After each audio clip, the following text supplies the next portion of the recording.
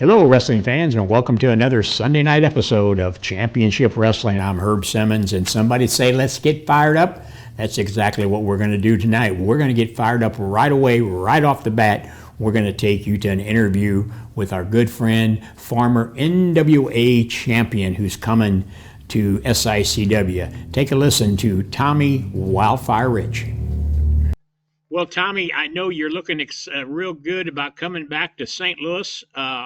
When the road trips, I thought we were kind of out of doing road trips, but it seems like as we get older, we're doing more. And on June 6th and 7th, you're going to be right back here in SICW with us. Oh, somebody say, look, check my hat out. I got my SICW hat on, fired up about coming June the 6th and 7th next week. Yeah, I'm excited. A lot of things going on. I'm in a big match on the 6th. You got a lot going on. Well, we're going back to Shawneetown, Illinois, and our good friend down there, the fire chief, and the Coal Festival. They have an all-week deal. It's outdoors. Hopefully, the weather's going to cooperate with us. And we've been down there the last couple of years helping our good friend, the fire chief, and the fire department out, and the people who run the Coal Festival. Shawneetown is a community. It's got a lot of rich history. Years ago, my grandparents used to be from what's called Old Shawneetown, Illinois. A lot of great people. They used to go over to Evansville, Indiana, over to the Coliseum and watch you down there. And that's why when they called me this year and said, hey, is the wildfire still around somewhere? I said, heck yeah. I said, anywhere he's like that bad penny, he keeps showing up, So they're looking forward to having the wildfire Tommy Rich. And you're right. You're going to be in a battle against one of the meanest, toughest guys around, Attila Khan. He, as I told you when I signed the match, he's kind of a throwback to the days of Abdullah the Butcher, who I know was no stranger to you. Hey, right up my alley too. I had been in a street fight right there in Evansville, Indiana. So Shawneetown, I'm looking forward to that. I hadn't been in a street fight in a long time, but that's one thing you don't never forget how to do is street fights. Hey, there'd be some chair slinging. No telling what be happening. Well, and that's the thing, and we're really excited. The fans, there's a big buzz all around that area. People coming over from Evansville, Indiana, going to come and watch the Wildfire Tommy Rich take on Attila Khan in Shawneetown for a Shawneetown, old-fashioned Shawneetown street fight. So, Tommy, before we talk a little bit more, tell our great fans here on our program what Tommy Rich has been up to lately. Shoot, I've been traveling around, still kicking and doing some wrestling conventions, doing a little wrestling. I don't wrestle near as much as I used to, but still love to get in the ring, still love to get in there and put on a show for the folks. And, hey, in Shawneetown, it's going to be one heck of a show because, like I said, it's a big festival. It's for the firemen. Anybody that gets out and takes care of the folks like these guys, they put their life on the line for us each and every day, when getting in and helping folks out, putting fires out. To them and their families, man, it ain't no bigger honor to be coming to Shawneetown and putting on a show for them folks. Well, and Tommy, that takes place on Friday night, June the 6th, but the fans throughout the Midwest get a double shot of the wildfire because on June 7th, that Saturday night, you'll be back up at Collinsville, Illinois, kind of our home area around the Belleville, Illinois area. You've been there a long time ago, but it's been a while. And so that Saturday night, we'll be at the Collinsville Firemen's Bingo Hall, and Tommy Rich will be there along with all the other SICW greats. So Tommy is coming back for the weekend with us. And anytime, I can assure you, when the wildfire is in town, it's going to be hot. Yes, sir. We're going to get fired up now. Hey, and we'll be there early with doing a little meet and greet, signing autographs for the kids or anybody else who wants to get autographs. We'll have pictures. Get your picture made with me. Just looking forward to it. It's always great to come up and visit you, Herb. And so I'm excited about this weekend, next weekend, not this weekend, but next weekend. Yeah, June 6th and June 7th, and then we'll do a little TV taping on June the 8th, and then you'll be back on your airplane going back home to the lovely family, and we'll have another road trip in the book that we can talk about 20 years from now. Yes, sir. You ain't kidding. Hey, and it's always a pleasure, man. Yeah. Hey, it's great, fans. Don't forget next Thursday, June 6th, and Friday, June 6th, and Saturday, June 7th. Tommy the Wildfire Rich, you see him there with his SICW hat on. He's sporting it proud, man. I'll tell you. Yeah, If yes, you're in the sir. Shawneetown, Illinois area, Evansville, Indiana, come on over. You know that little river is not that wide right there that you can't come over from Evansville, Indiana to Shawneetown and see him that Friday night. And you fans up in the St. Louis area, Collinsville, Illinois, on that Saturday night. Doors open at 6, bell time is at 7. You can call and get your seats reserved. You want to come and see the Wildfire in action. Fans, like I said, Tommy, we're going to be waiting for you, and we're going to get fired up. Yes, sir. Hey, and an old friend, Freddie Miller, used to say, don't miss it, be there. There you go. Be there. Thanks. We'll see everybody June 6th and June 7th. Fans will be right back with a lot more action coming your way. Well, there you have it. When you talk about being fired up, Tommy Rich, Wildfire, former NWA champion, Shawneetown, Illinois, June the 6th, Saturday night in Collinsville, Illinois, June the 7th. What a weekend it's going to be. Fans, we're going to take a commercial and we'll be right back with some more information.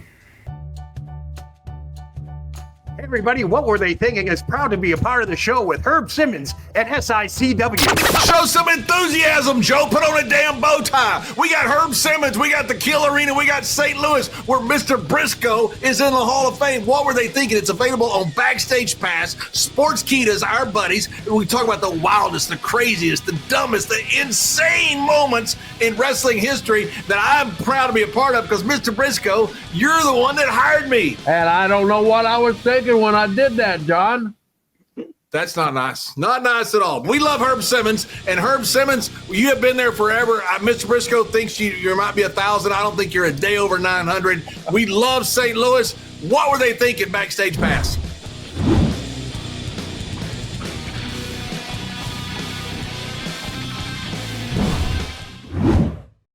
Well, there you have it, a word from our sponsors that we have to have each and every week here. And as we always do, we want to bring you the best in professional wrestling. And right now, I want you to take a look at two of the top female wrestlers in the business today. We're talking about Miss Hyde and Lilith Khan, the Spana Khan. Take a look at them in action from the SICW Fan Fest 3. Well, fans, this was a barn burner. Two of the top female wrestlers in the business today. I'm talking about Lilith Khan, the spawn of Khan, in the ring against Miss Hyde. And there you see big forearms delivered by Miss Hyde, but Lilith Khan, I mean, a mountain of a woman she is as she takes that head. And now, oh, look at this. Now we're going to pick her up for a big choke slam right here at the beginning. That's going to take the steam out of Miss Hyde a little bit. These two have fought many times in the past, and it's always been an all-out war. I don't think there's ever been a decision. Back and forth, you see Lilith Khan waiting for Miss Hyde to get up into that corner, and now comes across and, woo, tried to put that big boot, but Miss Hyde gets out of the way. But now Miss Hyde says, I'll show you what you do when you got somebody that's 6'5", 6'6". You go in and you chop their legs down. And there Miss Hyde comes in and whoa, and a form of a drop kick herself right into the chest of Lilith Khan. These two women are traveling all over the Midwest. Every promotion out there are wanting these women on their card. Oh, now Khan with a suplex on Miss Hyde. Back and forth the action goes as you see Lilith Khan drags Miss Hyde to now out to the center of the ring and drops that big leg. Referee goes in for a 2 count. WWE legend referee Jack Norn having the duties of officiating this one. It's always great to have Jack join us, showing his years of experience when he officiated with the WWE. There you see Lilith Khan putting them big boots to Miss Hyde outside. Great camera work right there. You see him. Ooh, a big headbutt delivered by Khan. Miss Hyde now a big chop on Miss Hyde. Ooh, a big slap to the chest area. We had quite a few camera men with us around the ring. They wanted to capture all of the great action of these two. Khan rolls in and breaks the count up. Referee says, come on, you got to get this action inside the squared circle. A great crowd here during the SICW Fan Fest 3 when these two women highlighted this great SICW card. Now she measures her up, going to chop it. Oh, Hyde gets out of the way, and Lilith Khan chops the ring post. And there you see Stephen E., the leader of Devastation Incorporated, giving instructions to Lilith Khan. Now Hyde comes off of that ring apron, finds its mark. What has she got to do to take Lilith Khan down? A big chop to the chest. Another one. Back and forth, they trade those chops. Oh, and slaps. And there once again, Lilith Khan takes him. Big right forearm. Oh, now it's a cat fight. I mean, they are hooked up. They're pulling hair. They are flailing away at one another. Referee continues to count on them. And now the referee, Jack Doran, comes outside. I think he's disqualified both of them. He's outside. I don't know if I'd want to get in between them two or not. Oh, but Miss Hyde does not give up. There are two more big forearms and a big one by Khan. And that takes Hyde down to the floor. These ladies going back and forth. Oh, tosses her into that guardrail. They fought all the way back out into the hallway. You see Stephen E. following them out there. Fans, what a match this was. Don't go away. We're going to have a lot more action coming. Well, there you have it. What a cat fight that was. Lilith Khan and Miss Hyde. You see them fighting all over, inside, outside, all the way out into the hallway. That is far from over with also.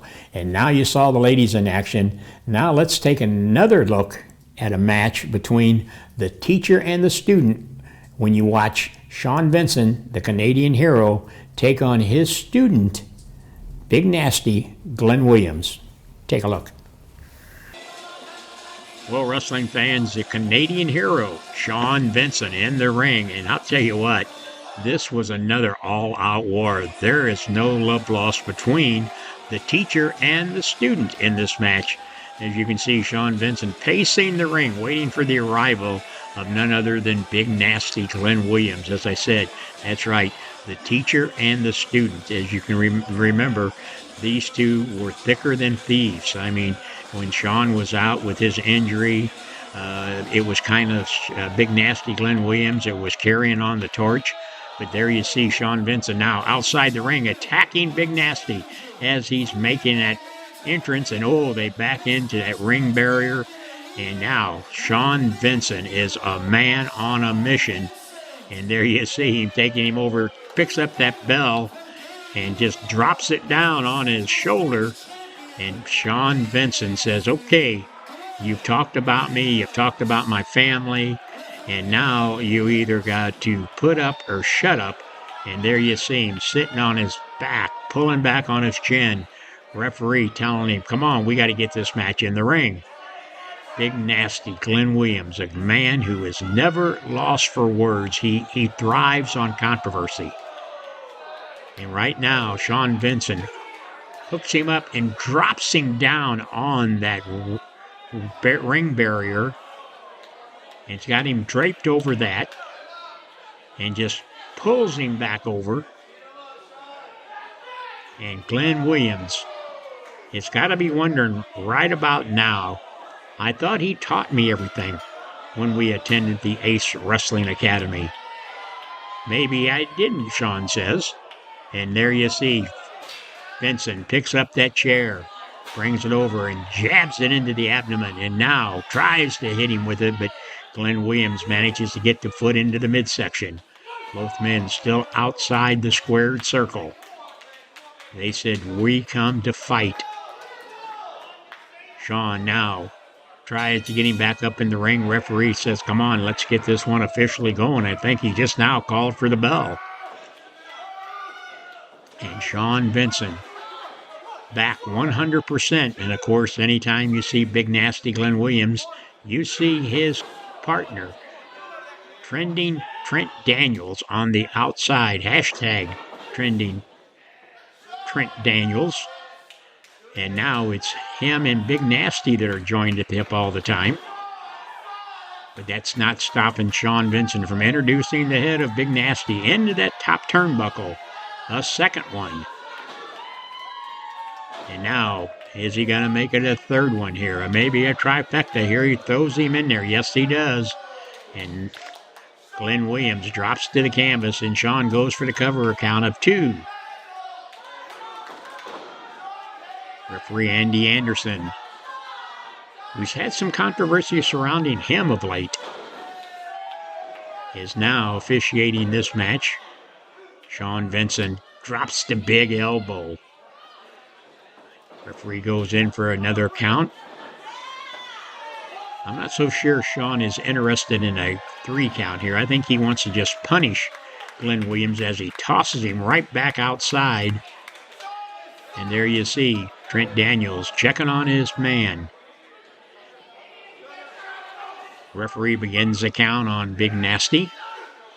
But Shawn Vincent says, back up, let me handle this. But I think Glenn Williams was playing possum there as he gets him wrapped up in that rope now. He knows that Shawn had that previous injury to that leg, and he's going to take full advantage of that. Fans, you are watching the best in professional wrestling, SICW.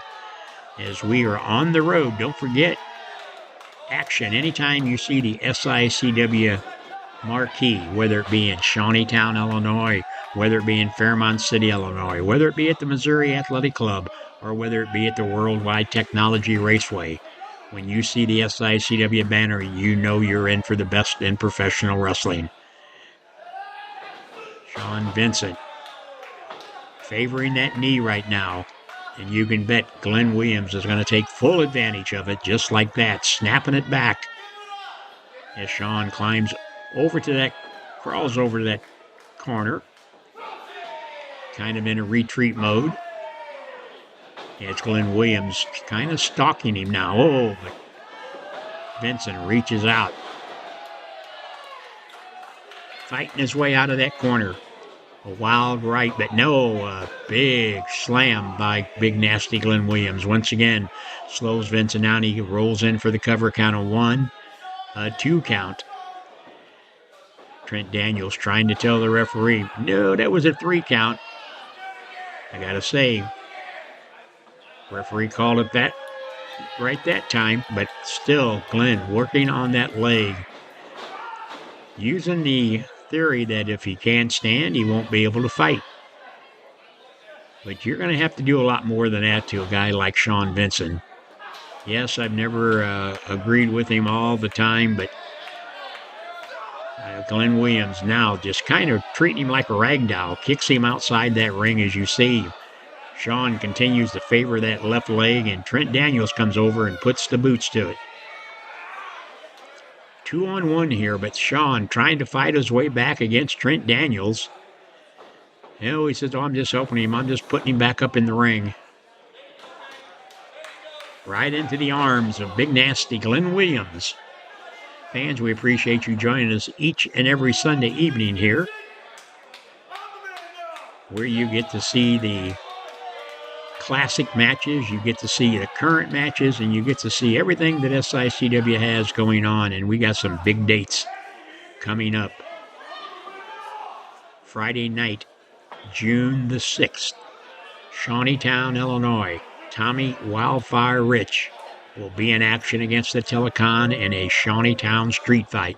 If you live anywhere in Shawneetown, Illinois, down in southern Illinois, or over into Evansville, Indiana, come on over to the Coal Festival Week and join us on Friday night, June the 6th. And then if you live up in the Belleville, Collinsville, St. Louis area, at the Collinsville Firemen's Bingo Hall, Saturday night, June the 7th, you can see the former NWA champion Tommy Rich there.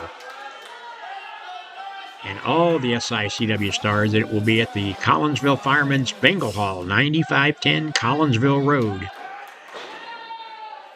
Oh, a nice leg sweep by Big Nasty, and he steps over as looked like he was going for a step over toe hold, but he dropped right down on that knee.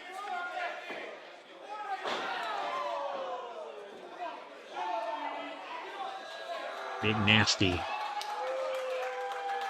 continuing to work on the Canadian hero Shawn Vincent as he drapes him over that middle rope, and you can see the agony on Shawn's face as he hooks his arms over that middle rope and pulls back like a camel clutch. Referee telling him, let him go. Let the man off of the ropes. But there, Trent Daniels moves in with that big right. As if Shawn didn't have his hands full with Big Nasty Glenn Williams, he's got to worry about Trent Daniels. Drapes him over that middle rope again. Now just a double clock to the back. Comes from the other side of the ring and just drops that body across him.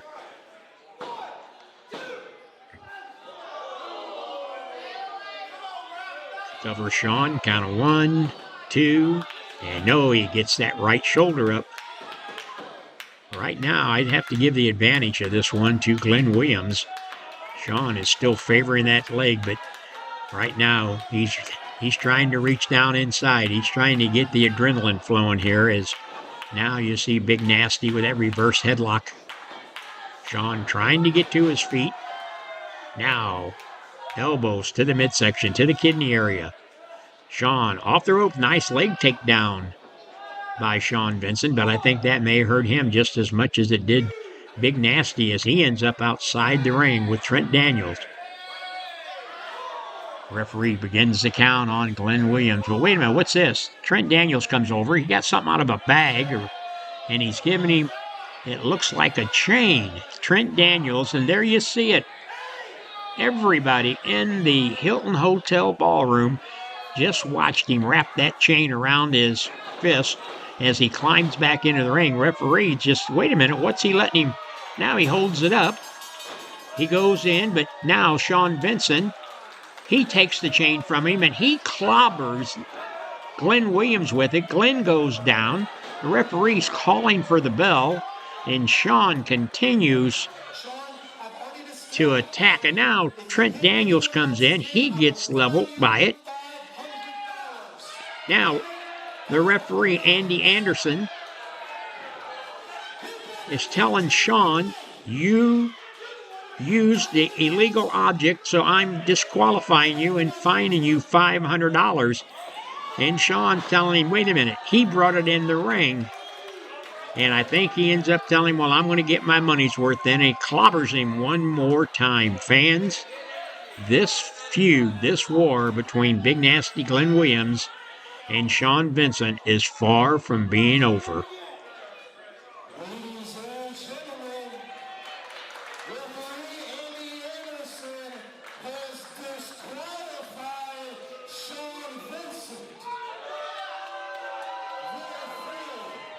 Well, fans, I told you, teacher-student all-out war, World War III, and you haven't heard the last of that, I can tell you. Just the way it went back and forth, we're going to hear a lot more about Shawn Vincent and Big Nasty Glenn Williams, and you can't forget Trent Daniels is always there, always involved.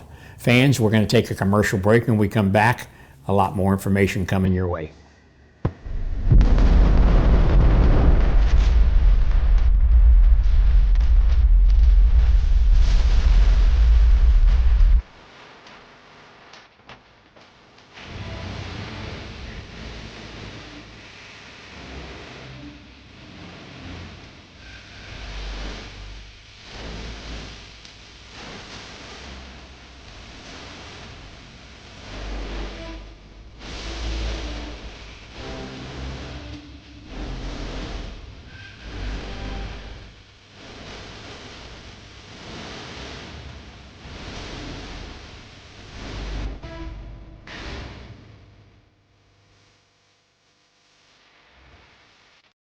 Wrestling fans, there's nothing better than barbecue and wrestling When you're hungry, stop by Mr. Barbecue with 2 locations to serve you in Columbia and Waterloo, Illinois.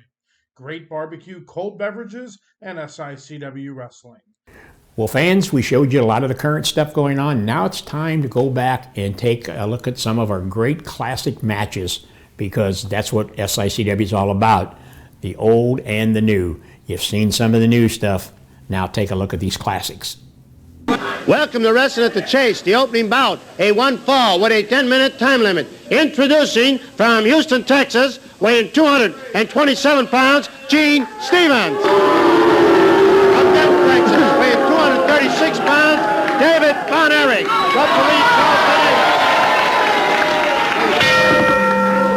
David Von Erich tangles with Gene Stevens, the opener today on Wrestling at the Chase. Stevens started out with a bit of a rush. Von Erich backed him off. They square off in the center of the ring. David clenched a fist, and Stevens is already complaining. Referee Charles Venator cautions both men. It's a wrestling match. Let's try to keep it that way. David Von Erich with a wrist lock on Gene Stevens, and Von Erich, who stands 6'6", can certainly take advantage of his height right here. He towers over Stevens and really leans into the hole. David Von Erich, a terrific young prospect, along, of course, with his brother Kevin. Stevens tries to lean into David Von Erich. David, though, has good balance and really pours on the pressure to Gene Stevens. You see how perfectly Von Erich is applying that hold. His arms intertwined with the left arm of Gene Stevens. A lot of pressure in the wrist. Stevens counters very nicely, and Stevens with the wrist lock on David Von Erich. David tries to roll his way up. Has to struggle to do it, but gets there. Counters beautifully into a hammerlock. Good move by David Von Erich, who then yanks on the chin of Gene Stevens and drops a knee into Stevens' elbow. Well done by David Von Erich. Stevens had countered David's wrist lock, but then David got to his feet, moved behind Stevens with the hammerlock, and put Stevens on the mat. And now, once again, the leverage, the balance, all belong to David Von Erich as he twists the hammerlock onto the arm of Gene Stevens. Stevens tries to come to his feet. He almost has to be standing, really, to counter the hold unless he can get to one of David's legs. David really has that hand well up behind the back of Stevens. The whole arm bent. Really, the forearm not too far away from the bicep as tightly as Von Erich is applying the hold. But now Stevens puts Von Erich on the ropes. Charles Venator wants a clean break. Doesn't get one from Stevens, though. Begins pounding on the midsection of David Von Erich. And Von Erich pops Stevens.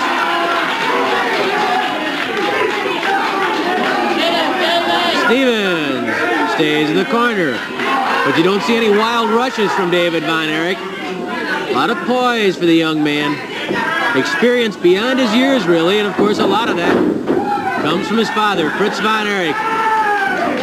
Von Erich, David, behind Stevens, comes up with an arm twist armbar combination, and then a knee drop to the elbow, and then into an armbar by David Von Erich. Of course, we mentioned David's father, Fritz, along with many in the line of contention for a crack at the World Heavyweight Championship. Certainly, Fritz ranks with anyone. One of the all-time greats, the inventor of the Iron Claw. And while we haven't seen David or Kevin use that claw hold yet, you can bet it's something they have in their bag of tricks, something that once they have it perfected, someday, somewhere, we're very likely to see a claw hold applied by one of the Von Erich boys. Because Fritz is the best with the claw. There's no question about it. And the Von Erich brothers have inherited so many other good qualities from Fritz, you can bet they're going to inherit the claw also. Stevens drives his shoulder into the stomach of Von Erich.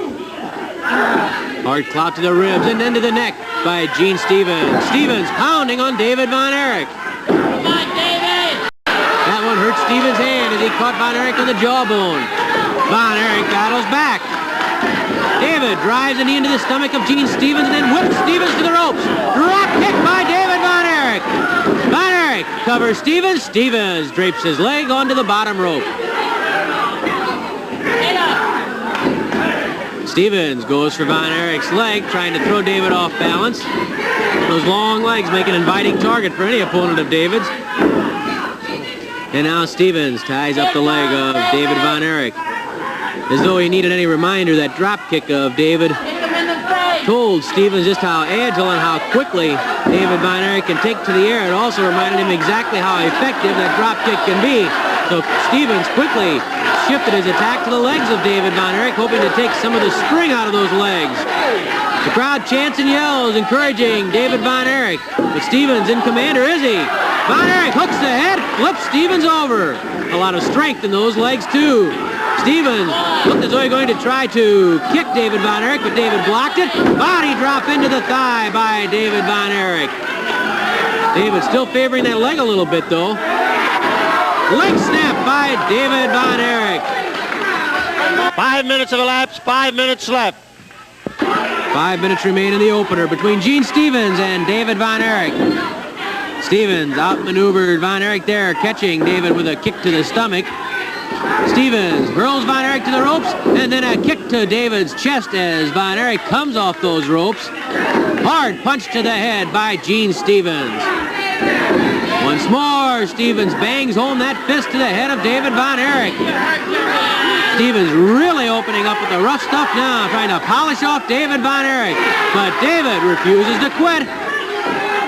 Takes a couple more punches, a kick. Von Erich fighting back yet. Von Erich forcing Stevens to the ropes. Up and over goes Gene Stevens. Compliments of David Von Erich. Knee drop to the chest by Von Erich. Try for a pin, but at the count of 2, Stevens shoves off David Von Erich. Elbow smash to the head by David. Stevens refusing to quit himself as he lashed out with a boot to the stomach. Stevens, reverse neck breaker. Reverse neck breaker by Stevens. Von Erich almost escaped it in midair, but he still took a pretty good shot to the neck. Von Erich off the ropes with a forearm smash. That one seemed to daze Stevens a bit, but he comes flailing away. Hard punch to the midsection by Von Erich. He forces Stevens to the corner. There goes Stevens on a trip across the ring into the buckles. Drop kick by David Von Erich. Caught Stevens in the face. Von Erich mounts the ropes. Knee drop to the stomach. Von Erich with a semi-atomic drop off those ropes. A giant splash. 2 knee drops to the stomach, followed by the giant splash. And David Von Erich with a giant splash is the winner over Gene Stevens. Von Erich using those ropes and his height to set up Stevens with a pair of knee drops, and then David threw himself out in the midair and crashed down across the chest of Gene Stevens. Here's ring announcer Mickey Garagiola. In 6 minutes and 51 seconds, a giant splash, the winner, Dave Von Erich. The second main event, a 1 fall with a 10-minute time limit. Introducing from New Orleans, Louisiana, weighing 245 pounds, Mike Boyer. And from Reno, Nevada, weighing 250 pounds, Dick the Bruiser. Referee Johnny Ramirez. Dick the Bruiser squares off with Mike Boyer. Side headlock by Boyer on Dick the Bruiser. And I would suggest if you have a party, don't invite Dick the Bruiser, Dick Murdoch. In fact, don't invite Dick Murdoch. You had trouble. I had the police there before half an hour's up. If you need a headache ball, he's the one to hire, I'll tell you that. Well, he's on top of the world right now, and you know, the simple fact is, as he said it, he's the Missouri State champion. However he got it, whatever fluke it was that gave it to him, he is the Missouri State champion. It's like the Pittsburgh Steelers are the Super Bowl champions, and the Yankees won the World Series.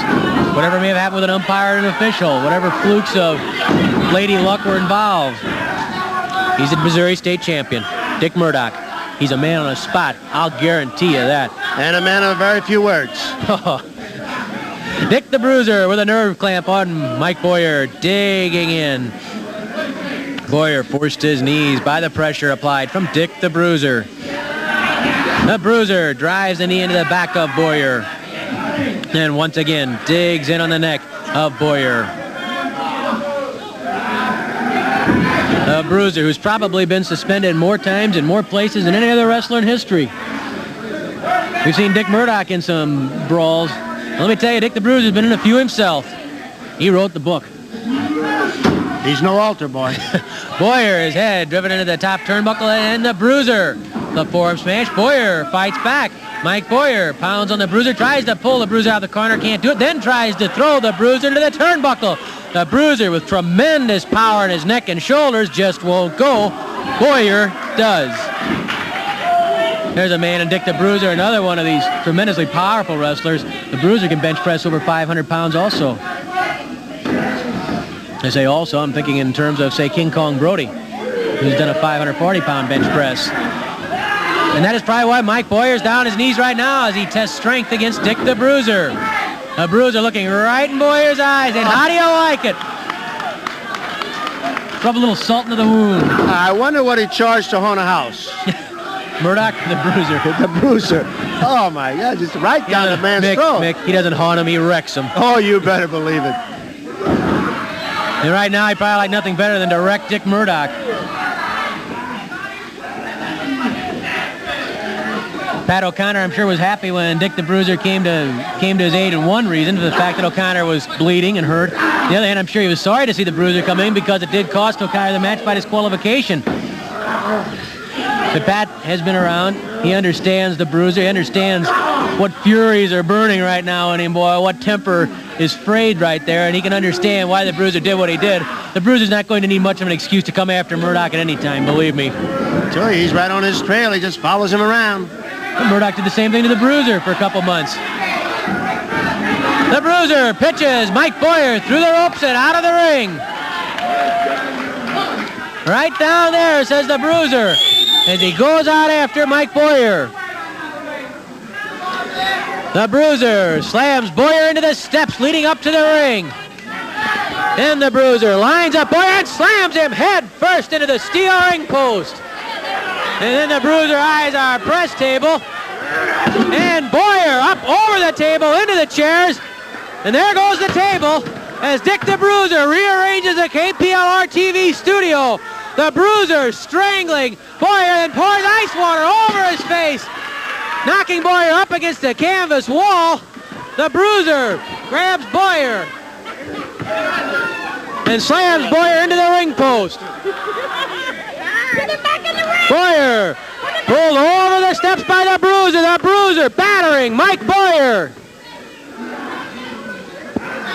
The Bruiser pitches Boyer through the ropes and into the ring. Boyer battered, stunned. I don't think he knows what town he's in, but I'll bet you he knows who he's wrestling. It's Dick the Bruiser, the most dangerous wrestler alive. The Bruiser battering Boyer. Now the Bruiser mounts the ropes. The crowd screams and delight, and the Bruiser with the atomic drop. And the Bruiser has a victory over Mike Boyer. Dick the Bruiser, with his atomic drop, polishes off Mike Boyer after destroying Boyer outside the ring.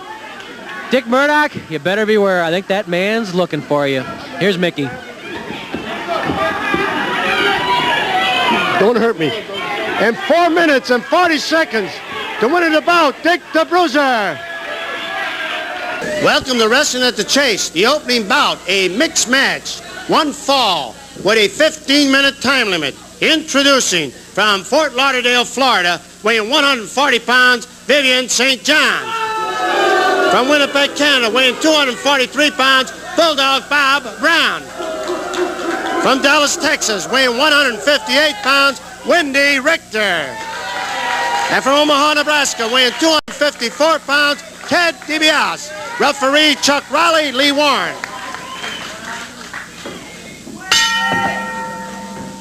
Bulldog Bob Brown and Vivian St. John meet Wendy Richter and Ted DiBiase, and Brown runs Wendy Richter out of the ring, says, "You have no business in here. I want to start out against Ted DiBiase." And of course, whenever a tag is made, the opponents have to be of the same sex. In other words, if DiBiase were to tag Wendy Richter right now, Vivian St. John, Brown's partner, could enter the ring immediately without a tag and come right into the ring.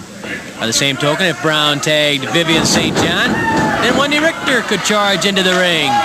Brown's a bit upset at the fact Ted DiBiase pushed him away as they were along the ropes. "You should disqualify him, referee," says Bulldog Bob Brown to Chuck Riley. Brown forces DiBiase to the ropes. DiBiase shoves Bulldog Bob Brown away because Brown was slow to step back. Riley has no sympathy for Brown. What could he do? It was clean. It was just a push. It just made the break happen a little bit quicker. Brown hooks the head and the arm of Ted DiBiase. DiBiase reaches inside, trying to break the grip and pull the arm up into a wrist lock. DiBiase, who's taller than Brown, he can use that height right here, trying to come up with the wrist lock, but down goes DiBiase. And I do believe Mr. Brown grabbed the hair. Ted DiBiase angrily to his feet. Brown now twisting the wrist, putting pressure to the wrist and forearm of Ted DiBiase. DiBiase trying to reach inside that grip. Ted likes to get in tight.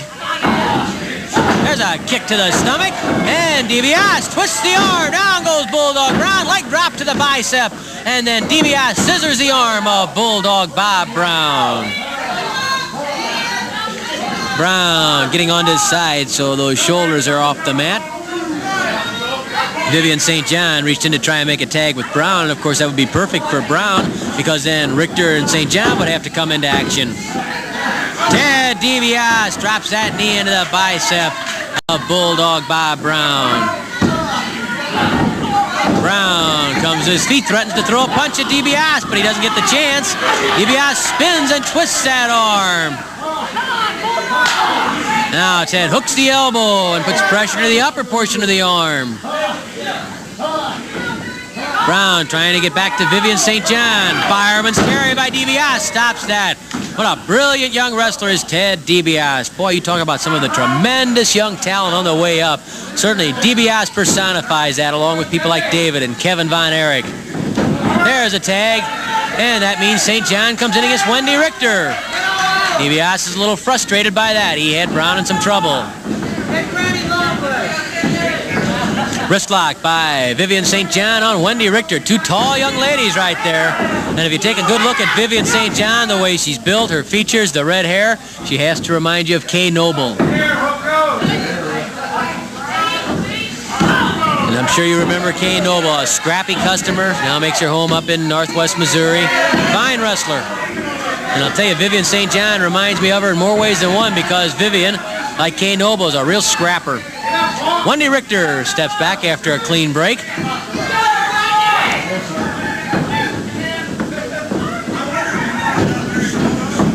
Wendy ties up with St. John. St. John forces Wendy Richter to the ropes. A knee to the stomach from Vivian St. John. Bulldog Bob Brown eyeing the action carefully. You never know what the Bulldog, what he's got in mind or what he's apt to do.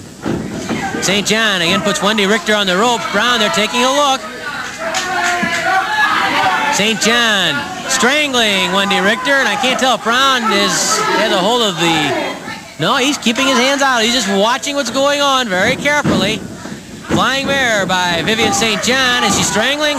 Yes, she is, and Riley wants it broken. St. John with a hard kick.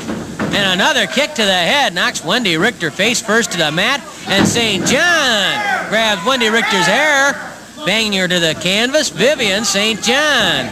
Shades of Dick Murdoch or Von Roschke. St. John grabs Wendy Richter by the throat.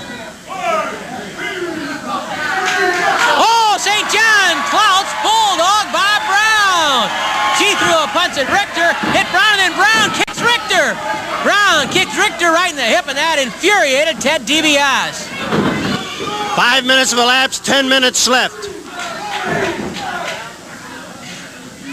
Wendy Richter, even after that faux pas by St. John where she hit her own partner, still wasn't able to get out of the corner and tag DiBiase. St. John with a forearm smash. Knock her head off, yells Bulldog Bob Brown. Mercy is not part of his vocabulary. There's St. John on the throat again. Richter with a sizzling forearm smash breaks free. Flying mare by Wendy Richter. Count of 1. At 2, St. John pushes off Wendy Richter. Brown stepping up on the ropes to try and reach in. There's St. John back on the throat again. Oh, she's tough. I think she has the tag rope now around the throat of Wendy Richter. Brown holding on to that rope, and Wendy Richter is being strangled in the corner. Here comes DiBiase after Brown. Nearly flattens Lee Warren, the referee, and trying to get at Brown. St. John with a knee lift to Wendy Richter. Elbow smash to the head from Vivian St. John. Tried for a pin. Chuck Riley hustles over to make the count, but only gets to 1. Front face lock by Vivian St. John on Wendy Richter, and a knee lift. Drops Richter. Vivian stepping onto the throat.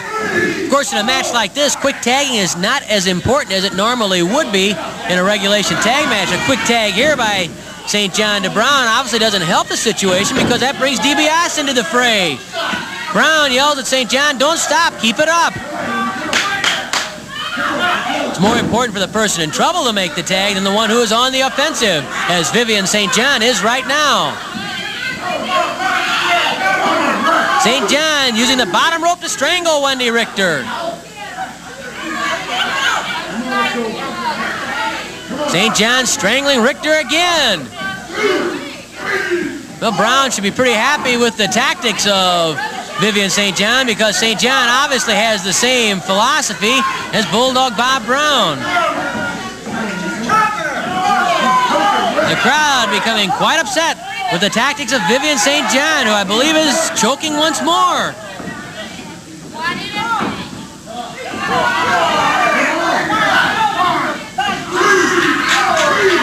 At the count of 3, I believe it was, St. John stopped strangling and used the knee lift to flatten Richter. Wendy finds a home for the fist in the stomach of St. John, does it again.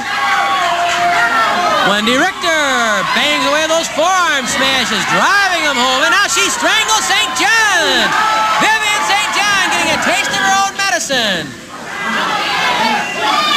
And Ted DiBiase yells for a tag. Here comes DiBiase and Brown into the action.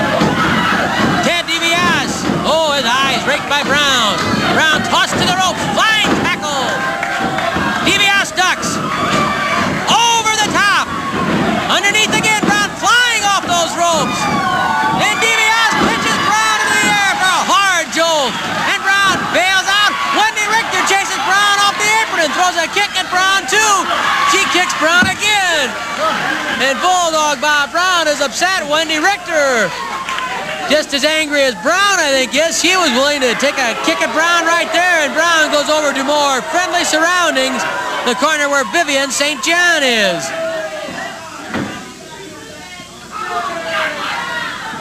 So it's St. John against Richter again. Brown made the tag. Really a good idea because Richter had actually taken more punishment than St. John had earlier. Although you'd never know it the way Wendy Richter is hanging in there against the tough Vivian St. John. They're having a slugfest. Oh, you can hear those forearms banging home and the wind being knocked out of each person. Oh, Wendy missed that one, but she comes up behind St. John. Hey, back rolling cradle, count of 1, 2, 3. Wendy Richter with a back rolling cradle. Nicely done by Wendy Richter. And DiBiase and Bulldog Bob Brown nearly get involved in a little Donnybrook. DiBiase throws a punch at Brown as they stand toe-to-toe, staring at one another. Be that as it may, though, the victory belongs to Wendy Richter and Ted DiBiase. Here's Mickey Garagiola. In 9 minutes and 31 seconds, a back rolling cradle to winner, Wendy Richter and Ted DiBiase.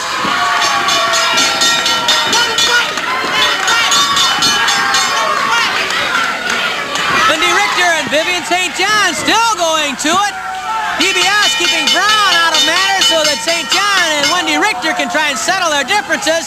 Finally, Chuck Riley separates the two after St. John has strangled Wendy Richter. Now Brown and DiBiase are arguing once more. And I think the action finally has ended. So we will be back with more right after this. Well, fans, great classic wrestling at the Chase. Those 4 words as I talk about each and every time you hear from SICW. When you hear those words, you're looking at SICW. We are keeping those legends and those legacies alive the best we can. And fans, we are on the road. Don't forget, Friday night, June the 6th, Shawneetown, Illinois, Shawneetown Street Fight. Wildfire Tommy Rich taking on a Telecon. And then Saturday night in Collinsville at the Collinsville Fireman's Bingo Hall, 9510 Collinsville Road. You want to get there, doors open at 6 o'clock, bell times at 7. And then June 14th, Worldwide Technology Raceway. I believe that's Father's Day weekend. You want to be a part of racing and wrestling. We are so excited to be returning to Worldwide Technology Raceway. Fans, we appreciate you tuning in here each and every Sunday night, and we hope to see you right back here next Sunday night as the road of SICW continues.